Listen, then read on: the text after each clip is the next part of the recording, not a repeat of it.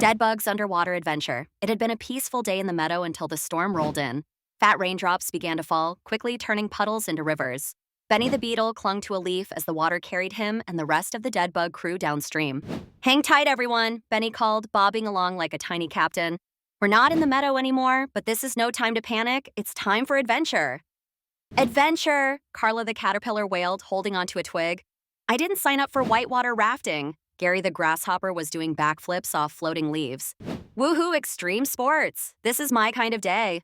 The current swept them into a calm pond, where sunlight filtered through the water, casting rippling patterns on the surface. It was a whole new world, and it wasn't long before the local residents made their entrance.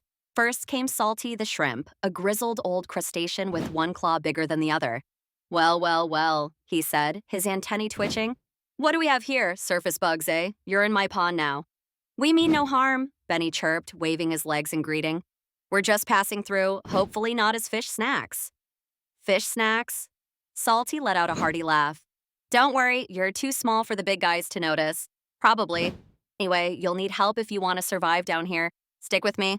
Next, Bubbles the water beetle paddled over, leaving a trail of tiny bubbles.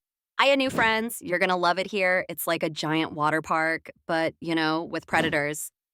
"That sounds not comforting," Maggie the mosquito muttered, buzzing over a lily pad and avoiding a darting fish. Suddenly, a loud, squelchy voice called out, "Oh my gosh, surface bugs. I've never met surface bugs before."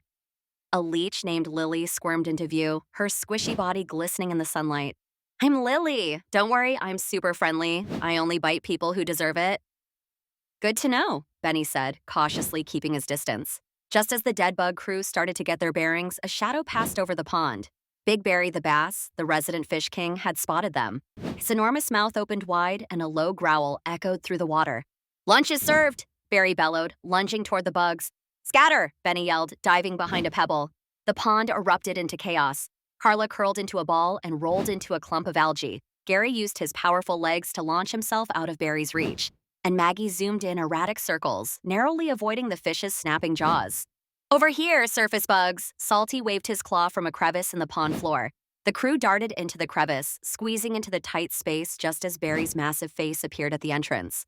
"You can't hide forever," the fish growled, circling like a scaly shark. "Don't worry," Bubbles whispered. "Barry's got the attention span of a goldfish." Sure enough, Barry soon swam off to chase a shiny object in the distance. The bugs sighed in relief as Salty clapped his claws together. "You handled that pretty well for surface bugs." "Thanks, Benny said, adjusting his soggy antennae. "But I think we've had enough underwater adventure for one day. How do we get back upstream?" Salty grinned. "Oh, I've got just the thing." With the help of Bubbles and Lily, the crew constructed a makeshift raft out of lily pads and twigs. As they sailed back toward the surface, they waved goodbye to their new friends.